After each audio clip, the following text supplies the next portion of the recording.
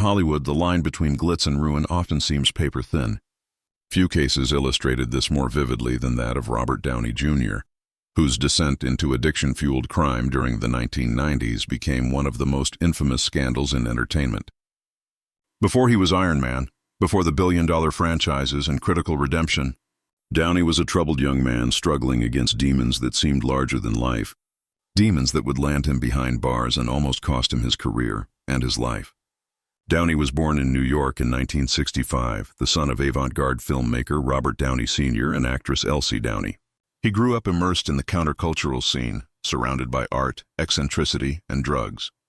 His father was open about giving his son marijuana before he was even a teenager, a moment Downey later reflected on with sorrow. "When my dad and I used drugs together," he would recall, "it was like him trying to express his love for me in the only way he knew how." The stage was set early for a complicated relationship with substances. By the 1980s, Downey had transformed himself into a rising star. His talent was undeniable.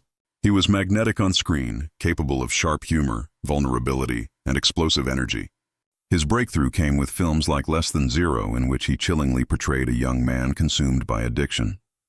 The irony was that the role mirrored his real life more than anyone could have guessed. By the 1990s, Downey was both critically acclaimed and deeply troubled, trapped in a cycle of drugs and arrests.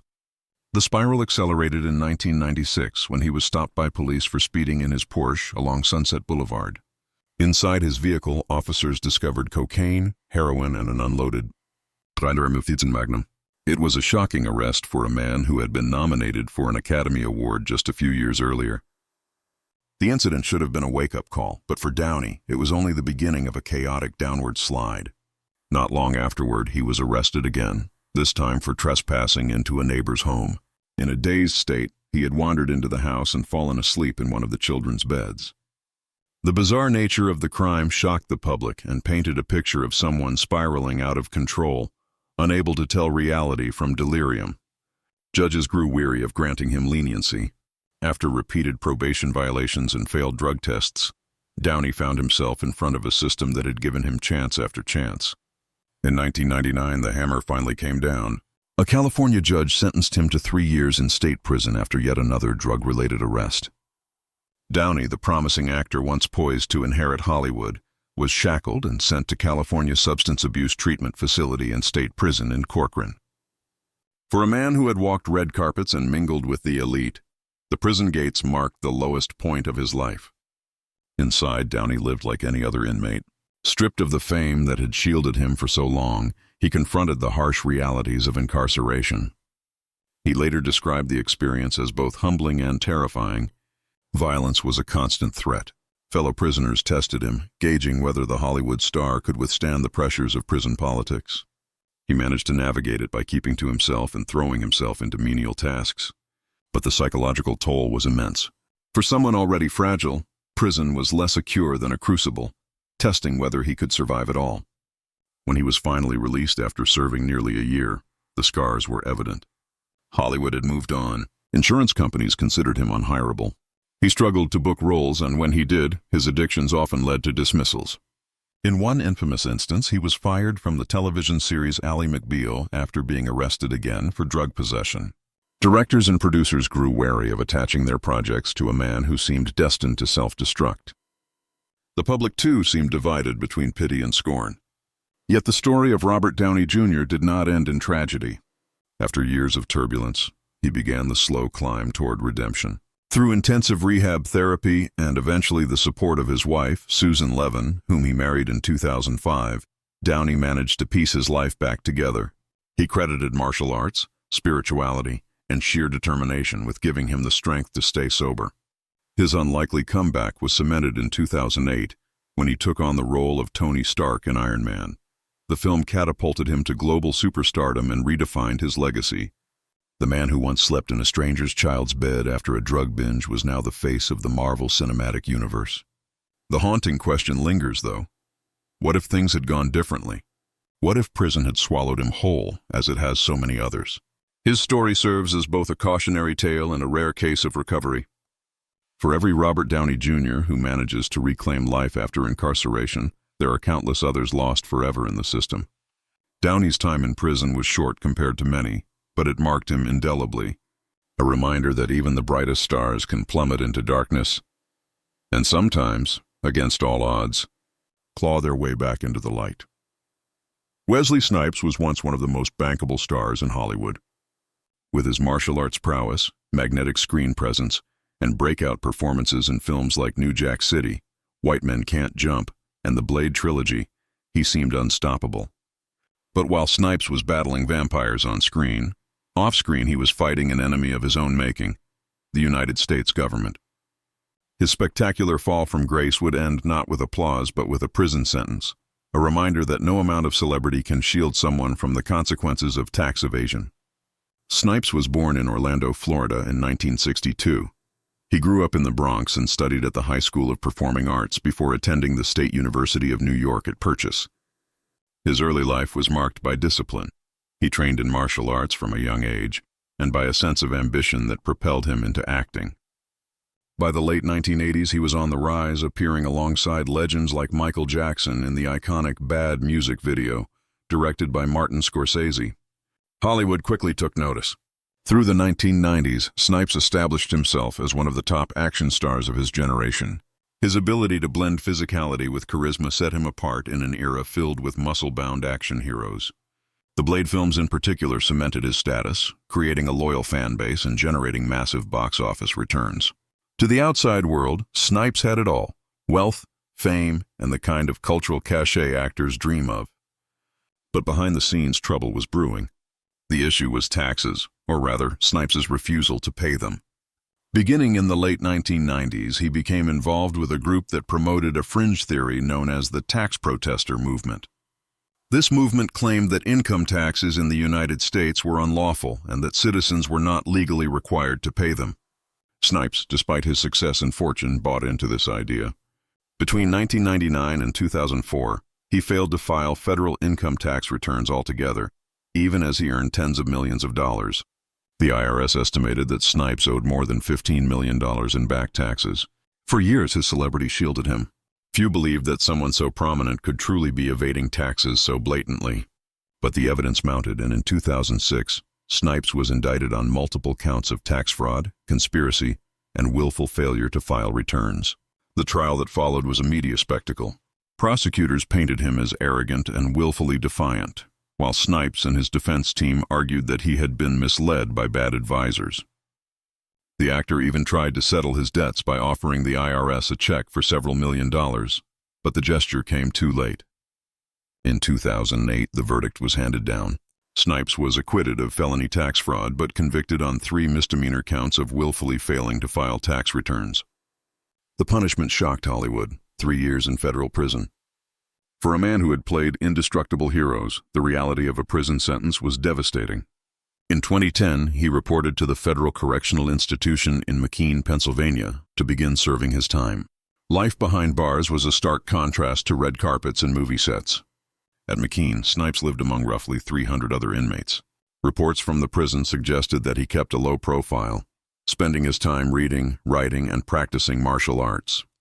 Fellow inmates described him as disciplined and polite, someone who understood his place in the system and adapted accordingly.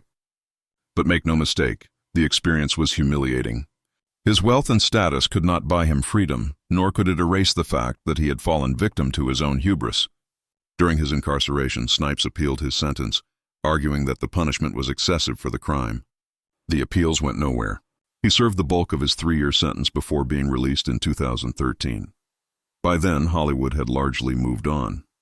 Roles were scarce, and the actor who had once dominated the action genre now struggled to regain his footing in an industry that had little patience for scandal. Still, Snipes attempted a comeback.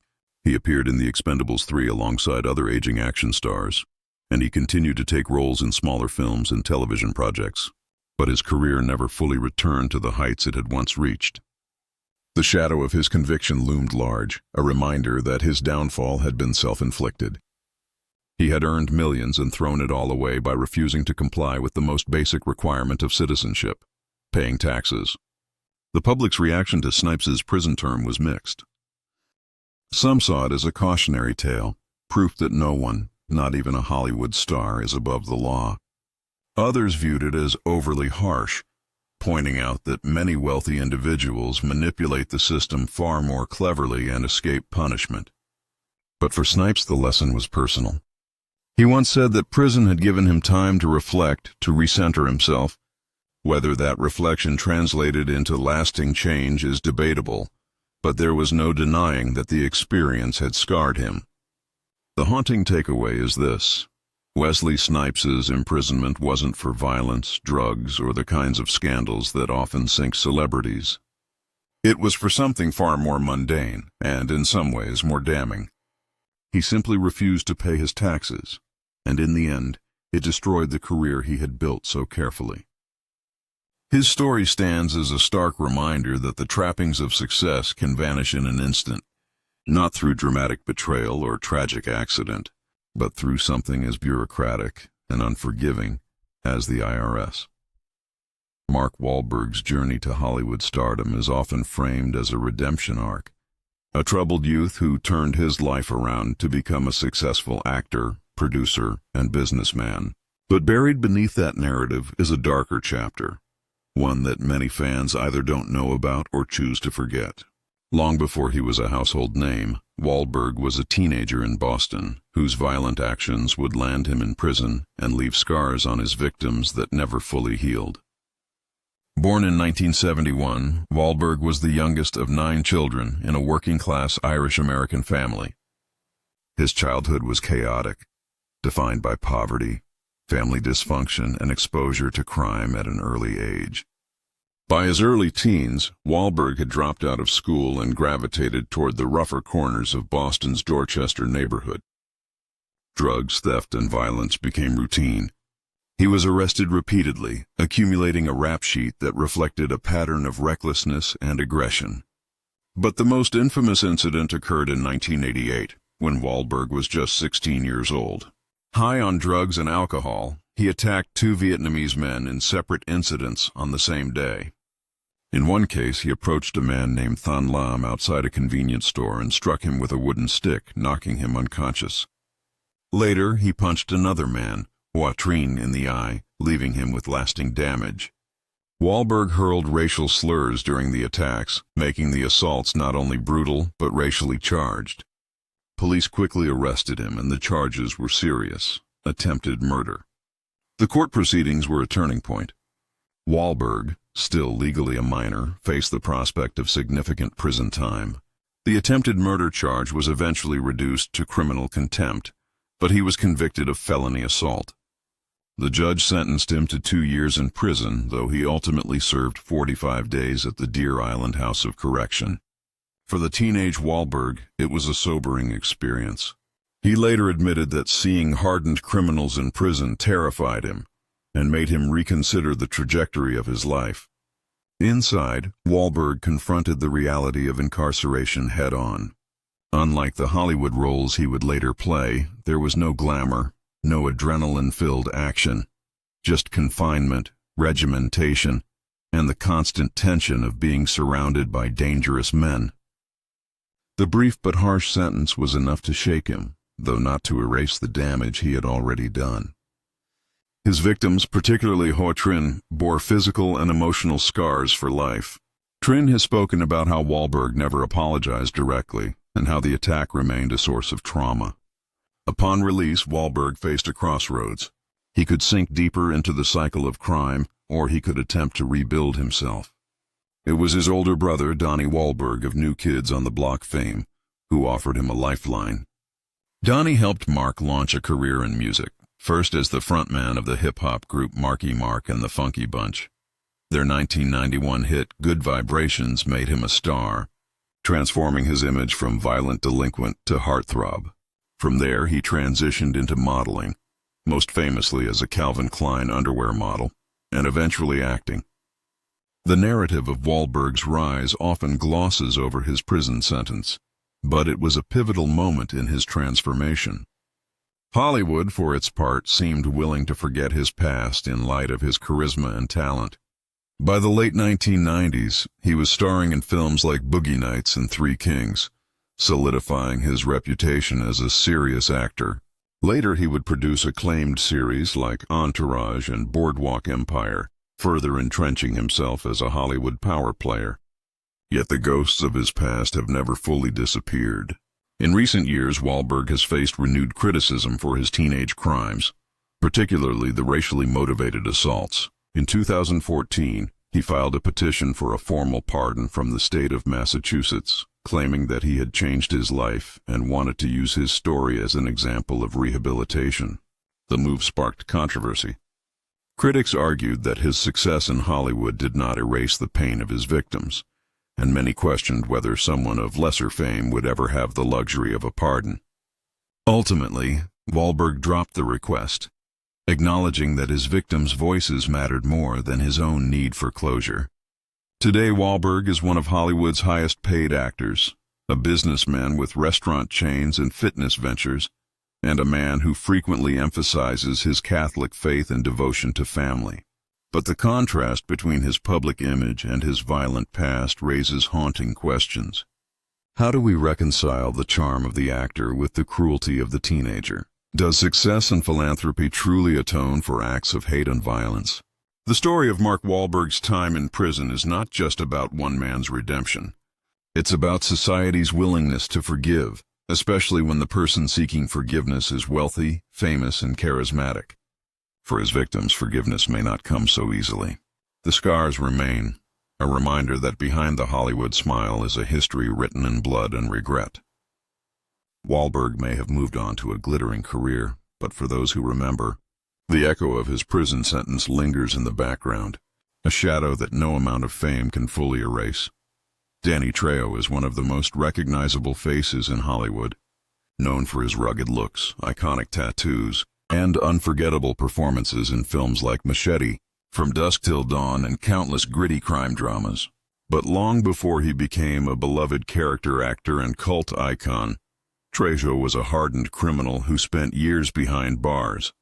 His journey from inmate to movie star is as improbable as it is inspiring, a story that shows both the brutal realities of prison life and the possibility of redemption. Trejo was born in Los Angeles in 1944, into a family that struggled with poverty and violence. His father was abusive, and his neighborhood was filled with gangs and drugs. By the time he was a teenager, Trejo was already deep in the world of crime. He became addicted to heroin at just 12 years old, and his life quickly unraveled. Armed robberies, assaults, and drug dealing became his daily reality. By his early 20s, Trejo had already been in and out of juvenile halls and prisons, a cycle that seemed impossible to break. The most significant stretch of his incarceration began in the 1960s, when he was arrested for armed robbery and drug offenses. Trejo was sent to some of California's most notorious prisons, including San Quentin, Folsom, and Soledad. These institutions were violent, oppressive, and unforgiving. For Trejo, survival meant becoming tougher than everyone around him. He became known as a formidable boxer inside, earning respect from fellow inmates and guards alike. But even as he built that reputation, he was struggling with the same demons that had brought him there: addiction and anger. Prison, as Trejo has often described, was both hell and a strange form of education. He witnessed brutal violence daily: stabbings in the yard, fights that ended in death, guards who turned a blind eye or wielded power with cruelty. He lived with the constant awareness that every day could be his last. Yet in that environment, Trejo found something unexpected: a path toward change. He joined a 12-step program behind bars and began taking sobriety seriously. Slowly, he started to imagine a life beyond crime and addiction. In 1969, Trejo was released. By then, he had spent more than a decade of his young life behind bars. Many men in his position would have fallen back into old habits, but Trejo was determined to break the cycle. He stayed clean, working odd jobs in construction and as a drug counselor, using his own story to reach young people who were teetering on the edge of ruin. His scarred face, tattoos, and no-nonsense demeanor made him an unlikely but effective mentor. He understood the lure of drugs and gangs better than anyone, because he had lived it. His entry into Hollywood came by accident. In the mid-1980s, Trejo was working as a counselor when a young man he was helping asked him to come to a movie set to provide support.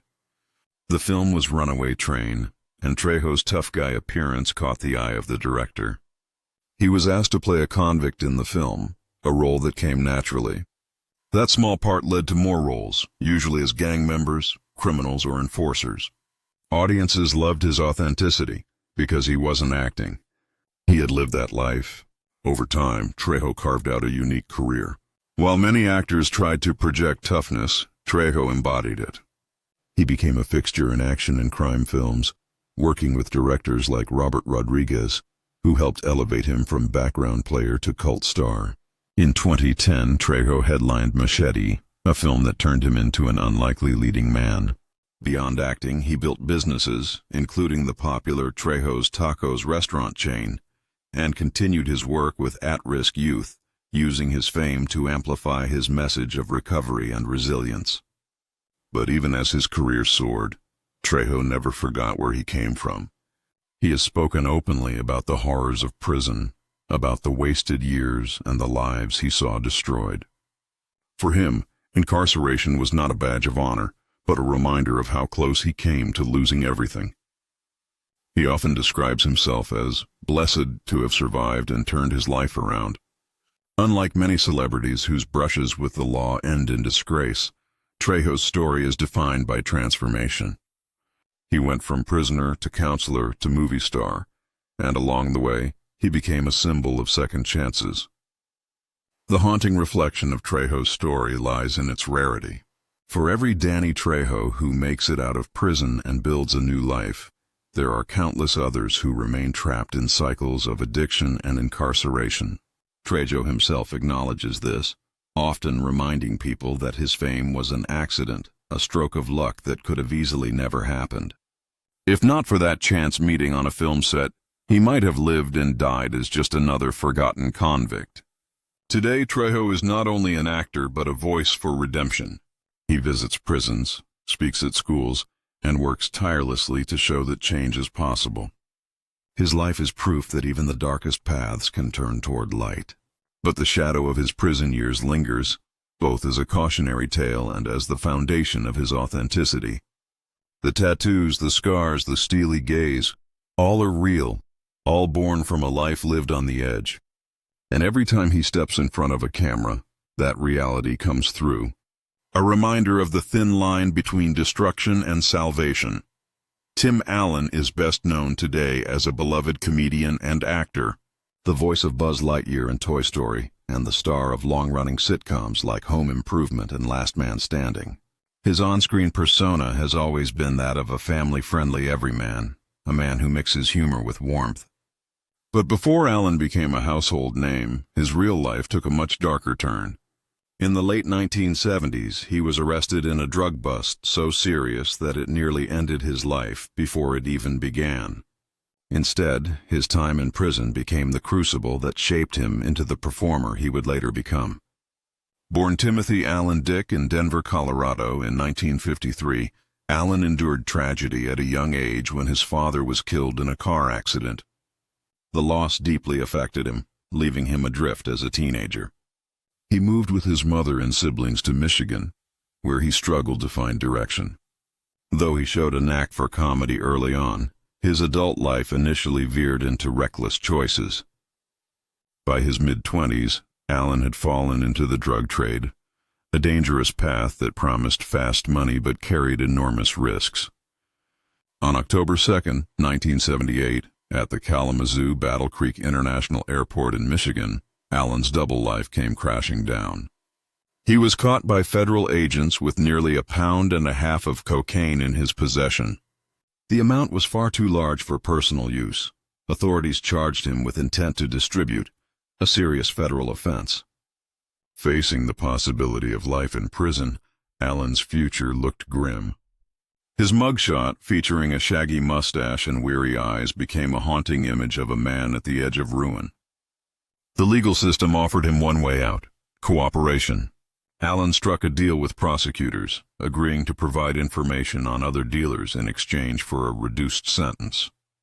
His cooperation drew criticism from some. but it spared him the worst of what could have been a life-destroying penalty. Instead of decades behind bars, Allen was sentenced to between 3 and 7 years in federal prison. He served a little over 2 years at Sandstone Federal Correctional Institution in Minnesota. Prison life was harsh, but for Allen, it became a turning point. He has spoken about the fear and isolation of those years, about how it forced him to confront his own choices. Surrounded by hardened criminals, he quickly learned how to adapt. He kept his head down, avoided conflicts, and began reflecting on the trajectory of his life. In interviews years later, Allen would admit that those 2 years saved him. They gave him clarity, stripped away illusions, and pushed him toward something more meaningful. It was during his time in prison that Allen began to seriously hone his sense of humor. Comedy had always been his coping mechanism, a way to deal with pain and chaos. Inside, he entertained fellow inmates with impersonations and jokes, testing material in the unlikeliest of venues. It gave him a sense of identity beyond being just another inmate number. By the time of his release in 1981, Allen was determined to rebuild his life around that gift. His path was not immediate or easy. Upon release, Allen had the stigma of a convicted felon hanging over him. Many doors were closed, and the shadow of his drug conviction loomed large. But he threw himself into stand-up comedy, performing in clubs around Detroit. His sharp observational humor and working-class relatability quickly won audiences over. By the late 1980s, he was appearing on television talk shows, and in 1991, his sitcom Home Improvement premiered on ABC. It became one of the most successful shows of the decade, making Allen a household name. Hollywood, in its typical fashion, largely forgot or ignored Allen's prison years. Disney, perhaps the most image-conscious studio in the world, even cast him as the voice of Buzz Lightyear in 1995, cementing his place in family entertainment. To many fans, Allen was the embodiment of wholesome comedy, the last person one might associate with drug trafficking and prison. But beneath the surface, his past remained a defining part of who he was. Allen himself has been candid about that past, acknowledging that his prison sentence was the wake-up call he needed. He has often spoken about the guilt of cooperating with authorities and the responsibility he feels to live a better life because of the second chance he was given. While others never make it out of the cycle of crime, Allen managed not only to escape it but to turn his life into a remarkable success story. The haunting reflection of Tim Allen's story lies in the duality of his legacy. On one hand, he is a beloved comedian who brought laughter to millions, a man whose career is defined by family-friendly roles. On the other, he is a man whose early choices nearly destroyed him, whose time in prison is a reminder of how fragile life can be. His story is proof that incarceration does not have to define a person forever, but it also raises questions about privilege, redemption, and the paths available to those who fall from grace. For Tim Allen, prison was not the end of his story. It was the unlikely beginning of everything that came after. O.J. Simpson's name is forever etched in American cultural history, not for his achievements on the football field or even his acting career, but for the crimes and trials that defined the second half of his life. While the infamous 1995 trial for the murders of Nicole Brown Simpson and Ronald Goldman ended in acquittal, Simpson's freedom would not last forever. More than a decade later, he would find himself back in the courtroom, and this time, behind prison bars, convicted of armed robbery and kidnapping in a case that stunned the nation and proved that even a celebrity of his magnitude could not escape justice indefinitely. Born in San Francisco in 1947, Orenthal James Simpson rose from humble beginnings to become one of the most celebrated athletes of his time. At the University of Southern California, he won the Heisman Trophy and later broke records as a running back in the NFL, particularly with the Buffalo Bills. His charisma and talent made him a natural crossover star, and after retiring from football, he transitioned seamlessly into acting and sports commentary. By the 1980s, Simpson was a household name, appearing in films like the Naked Gun series and serving as a pitchman for major brands. But beneath the polished image was a turbulent personal life.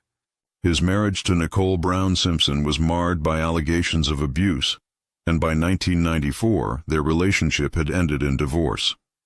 That June, Nicole and her friend Ronald Goldman were brutally murdered outside her Los Angeles home. The subsequent arrest and trial of O.J. Simpson captivated the world. The trial of the century dominated headlines, dividing public opinion along racial and cultural lines. When Simpson was acquitted in 1995, many believed justice had been denied, though others celebrated the verdict as a repudiation of a biased system. Simpson walked free, but the stain on his reputation was permanent. For more than a decade after his acquittal, Simpson lived in a strange limbo. He was ostracized from much of Hollywood and the sports world, yet he continued to make headlines, often for the wrong reasons. Financial troubles mounted, and in 2007 Simpson's life took another dramatic turn. In September of that year, he and a group of men entered a Las Vegas hotel room, confronting sports memorabilia dealers whom Simpson accused of stealing items that belonged to him. The confrontation turned violent. Witnesses reported that the group brandished weapons, blocked the exits, and demanded the return of memorabilia ranging from jerseys to personal photographs. For Simpson, it was an attempt to reclaim what he saw as his property. For the law, it was a crime, armed robbery and kidnapping. The arrest was swift. Prosecutors wasted no time bringing charges, and the case moved forward with unusual urgency. In 2008, Simpson went on trial again, this time in Las Vegas, far from the media circus of Los Angeles. The evidence was damning. Audio recordings of the incident captured Simpson demanding the items and insisting that no one be allowed to leave the room. Several of his accomplices testified against him, cutting deals to reduce their own sentences. The jury deliberated for only 13 hours before finding Simpson guilty on all 12 counts, including armed robbery and kidnapping. The sentencing was severe. Simpson was given 33 years in prison with the possibility of parole after 9. The message was clear. This time there would be no escape from accountability. Many observers noted the irony that after walking free from a double murder trial, Simpson would ultimately be undone by a bungled robbery over sports memorabilia. For his critics, it felt like delayed justice. For his supporters, it was proof of a system determined to punish him no matter what. Simpson was sent to Lovelock Correctional Center in Nevada, where he would spend nearly a decade. Prison life was far from glamorous, even for someone who had once been one of the most famous men in America. Inmates described him as keeping a relatively low profile, playing sports, working out, and trying to avoid conflicts. But he was always a curiosity, a man whose fall from grace had been so public, so complete, that even behind bars he remained a symbol of celebrity downfall. In 2017, Simpson appeared before a parole board, making his case for release after 9 years. He expressed remorse, though carefully framed his actions as misguided rather than malicious. The board granted parole, and Simpson was released in October of that year. By then, he was 70 years old, a shadow of the athlete and actor he had once been. He returned to Florida, living a quieter life. Though he continued to generate controversy with his presence on social media and occasional public appearances. The aftermath of Simpson's prison sentence is complex. To some, his conviction in Las Vegas represented long overdue justice, a kind of karmic reckoning for the murders of Nicole Brown Simpson and Ronald Goldman. To others, it was a tragic coda to the life of a man who once embodied the American dream.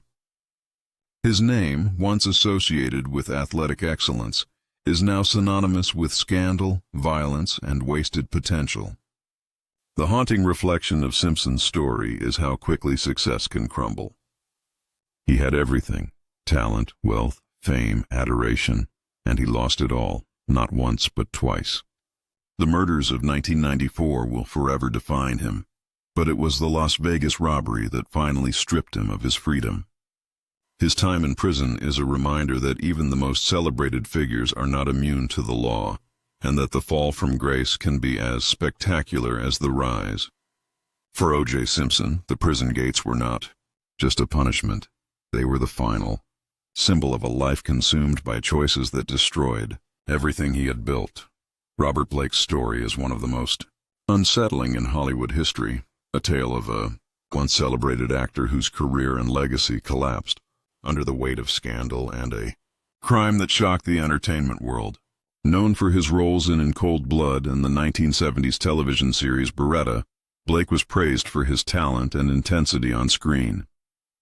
But off-screen, his personal life was chaotic, and in the early 2000s, he would be accused of one of the most infamous crimes to ever involve a Hollywood figure, the murder of his wife, Bonnie Lee Bakley. Blake was born Michael James Gubitosi in 1933 in Nutley, New Jersey, and began his career as a child actor in the Our Gang series before transitioning to adult roles. His career spanned decades, with standout performances that earned him critical acclaim and a reputation as a serious, method-driven performer. By the 1990s, though, Blake's career had slowed, and his public image was defined less by his work and more by his volatile personality and tumultuous private life. In 1999, Blake met Bonnie Lee Bakley, a woman with a reputation of her own. Bakley was notorious for her relationships with wealthy and famous men, often accused of pursuing them for money and security. She had a complicated personal history, including multiple marriages and children from different relationships.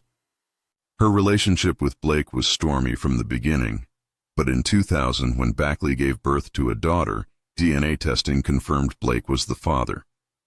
Reluctantly, Blake married her, though those close to him described the union as deeply troubled, marked by resentment and mistrust. On May 4, 2001, tragedy struck. Blake and Bakley had dinner at Vitello's, an Italian restaurant in Studio City, California. Afterward, they returned to Blake's car, which was parked nearby. Blake claimed he had left his gun inside the restaurant and went back to retrieve it. When he returned to the car, Bakley had been shot to death in the passenger seat. The bizarre circumstances immediately raised suspicion. How had someone managed to kill her in such a short window of time? And why had Blake conveniently left the scene at that exact moment? The investigation into Bakley's murder quickly centered on Blake himself. Prosecutors alleged that Blake had grown tired of his wife and sought to eliminate her, hiring others to do the job.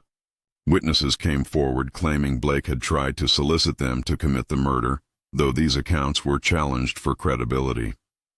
Still, the circumstantial evidence painted a damning picture: a strained marriage, financial motives, and a crime that seemed almost too convenient to be random. Blake was arrested in 2002 and charged with murder, along with conspiracy to commit murder and solicitation of murder. The trial began in 2004 and immediately drew intense media attention. It was Hollywood theater in the truest sense, with a former star now the accused in a real-life murder mystery. The prosecution leaned heavily on witness testimony, particularly accounts of Blake seeking out hitmen. The defense, however, attacked the reliability of these witnesses and argued that there was no physical evidence tying Blake to the crime. Indeed, no gun was ever definitively linked to the shooting, and forensic evidence was inconclusive. In March 2005, after months of testimony and deliberation, the jury returned its verdict: not guilty of murder. Blake was acquitted, a free man once more. Yet the victory was hollow. While he escaped criminal conviction, the civil trial that followed told a different story. In November 2005, a jury found Blake liable for Bakley's wrongful death, ordering him to pay $30 million in damages to her family, a sum later reduced but still financially devastating. The judgment effectively bankrupted him, stripping him of what remained of his fortune and forcing him into obscurity. After the trial, Blake's life spiraled further into decline. Once a respected actor, he became a pariah in Hollywood, unable to find work and living on the margins. He gave sporadic interviews, often bitter and defiant, insisting on his innocence but acknowledging his life had been destroyed. The public, divided as always in such cases, viewed him with suspicion, unable to separate the verdict from the haunting circumstances of the crime. For many, the question lingered. If Blake hadn't killed Backley, who had? Robert Blake's story is less about the bright flame of fame and more about the shadows that fame can hide. Here was a man who had everything: talent, acclaim, recognition, only to see it collapse under the weight of scandal and suspicion. Whether guilty or innocent in the eyes of history, his reputation never recovered. He died in 2023 at the age of 89, his legacy forever tied to a crime that will always haunt Hollywood lore. The reflection that remains is chilling. Fame does not insulate anyone from darkness. For Robert Blake, the tragedy of his wife's murder and the years spent defending himself in court ensured that his career would never be remembered for its artistic heights, but for its association with one of the most notorious Hollywood scandals of all time. The prison of public judgment, even without a formal conviction, was one he never escaped.